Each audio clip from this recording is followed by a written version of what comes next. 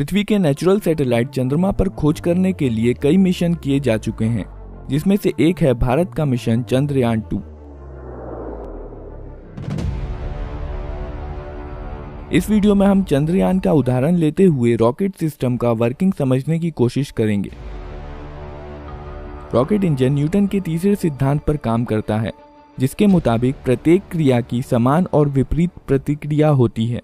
Rocket engine exhaust गैसों को पीछे की तरफ धकेलता है, जिसके कारण एग्जॉस्ट गैसें रॉकेट को आगे की तरफ धकेलती हैं। रॉकेट में पेलोड, इंजन और बहुत सारा फ्यूल रॉकेट को बहुत भारी बना देते हैं, इसलिए रॉकेट में कई इंडिपेंडेंट स्टेजेस होते हैं।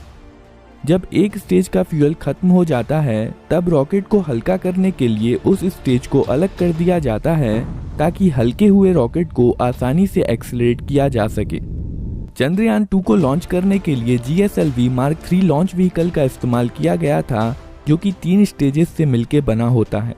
पहले स्टेज में 2 S200 सॉलिड मोटर्स होते हैं, जो कि कोर स्टेज से जुड़े होते हैं।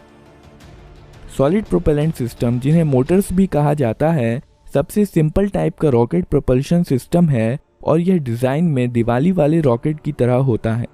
सॉलिड प्रोपेलेंट फ्यूल, ऑक्सीडाइजर और बाइंडर का मिक्सचर है, जो बीच में कुछ जगह के साथ केसिंग में पैक्ड होता है।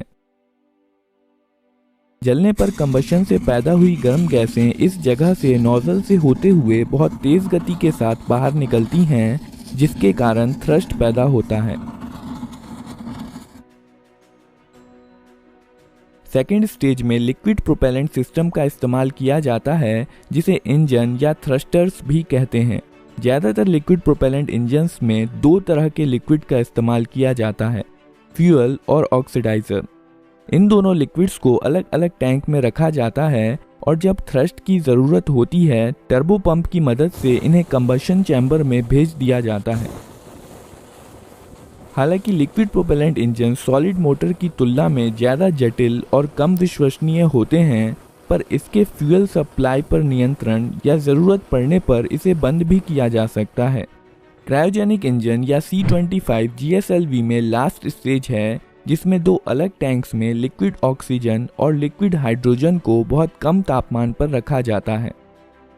यहाँ से इनको कंबशन चैम्बर में पंप किया जाता है, जहाँ पर थ्रस्ट पैदा करने के लिए इनको जलाया जाता है। एफिशिएंसी के मामले में क्रायोजेनिक रॉकेट स्टेज सॉलिड और लिक्विड स्टेज के मुकाबले ज़्यादा एफिशिएंट होता है और प्रत्येक किलोग्राम फ्यूल के जलने पर ज़्यादा थ्रस्ट पैदा करता है। इन सब स्टेजेस के ऊपर एरोडायनेमिकली डिज़ाइन प्रोटेक्टिव केसिंग में पेलोड को रखा जाता है। इस केस में पेलोड ऑर्बिटर और लैंडर से मिलकर बना है, जो कि मैकेनिकली जुड़े हुए हैं और इसे इंटीग्रेटेड मॉड्यूल भी कहा जाता है। रोवर, जो चंद्रमा की सतह पर चलने के लिए डिज़ाइन किया गया है, वह लैंडर के अंदर रखा गया है। 22 जुलाई 2019 को चंद्रमा की यात्रा पर मिशन चंद्रयान को सतीश धवन स्पेस सेंटर के सेकेंड लॉन्च पैड से लॉन्च किया गया था।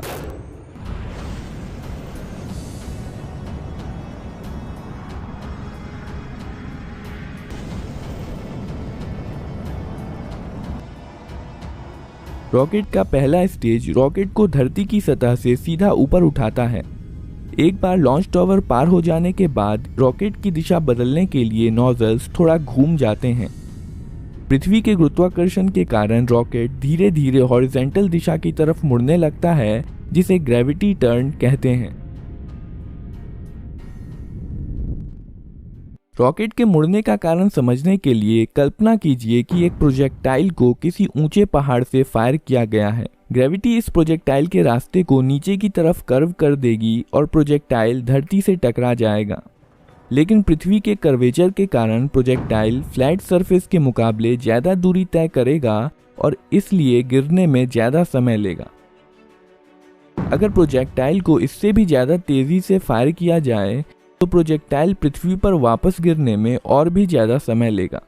अगर प्रोजेक्टाइल को पर्याप्त तेज़ी से फायर किया जाए, तो ग्रेविटी के कारण प्रोजेक्टाइल के पाथ का कर्वेचर पृथ्वी के कर्वेचर के बराबर हो जाएगा और इस अवस्था में प्रोजेक्टाइल पृथ्वी की ओर लगातार गिरता रहेगा, पर यह पृथ्वी पर कभी पहुंच नहीं पाएगा। अगर प्रोजेक्टाइल को और भी ज़्यादा गति से फायर किया जाए तो यह पृथ्वी से दूर जाने की कोशिश करेगा, पर दूर जाते समय ग्रेविटी के कारण इसकी गति धीमी हो जाएगी। कुछ दूर जाने के बाद पृथ्वी की ग्रेविटी के कारण प्रोजेक्टाइल पृथ्वी की तरफ बढ़ती हुई वेलोसिटी के साथ वापस आने लगेगा और सर्कुलर ऑर्बिट इलिप्टिकल ऑर्बिट में बदल जाएगा। एक सैटेलाइट जो कि इलिप्टिकल ऑर्बिट में पृथ्वी की परिक्रमा कर रहा है, वह जब पृथ्वी से अधिकतम दूरी पर होता है तो उसे एपोजी कहते हैं, और जब यह पृथ्वी के सबसे करीब होता है तो उसे पेरिजी कहते हैं। अगर हम प्रोजेक्टाइल की फायरिंग वेलोसिटी को बढ़ाते जाएं तो एक ऐसी वेलोसिटी आएगी जब पृथ्वी की ग्रेविटी इसे रोक नहीं पाएगी और प्रोजेक्टाइल पृथ्वी पर कभी वापस नहीं आएगा। इस वेलोसिटी को एस्केप वेलोसिटी कहते हैं। अगर स्पेसक्राफ्ट सीधा सीधा ऊपर जाएगा तो कभी ना कभी इसका फ्यूल खत्म हो जाएगा और पृथ्वी की ग्रेविटी इसे किसी ऊपर फेंके गए पत्थर की तरह वापस पृथ्वी पर गिरा देगी।